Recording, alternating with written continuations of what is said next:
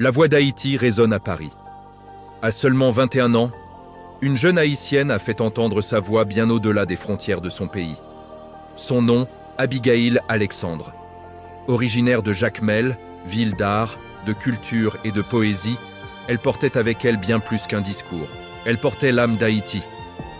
Le 25 mars 2026, à la scène musicale, près de Paris, se tenait la 9e finale internationale du concours Eloquentia 2026.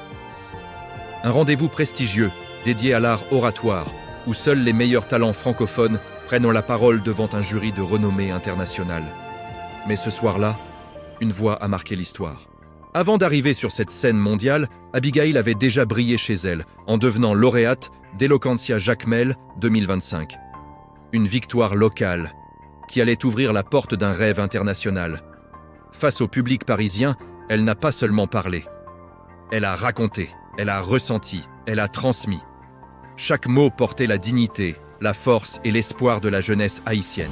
Et lorsque les résultats ont été annoncés, le silence s'est transformé en histoire. Abigail Alexandre devient la première haïtienne à remporter ce prestigieux titre international. Un moment historique. Un moment où Haïti n'était pas seulement représenté, mais célébré. Son exploit a provoqué une immense vague de fierté nationale. Elle a reçu les félicitations officielles du ministère de la Culture. Mais au-delà du trophée, son engagement reste le plus puissant. Elle est devenue la porte-parole d'une génération. La voix de ceux qu'on entend trop peu. La voix d'une jeunesse qui rêve.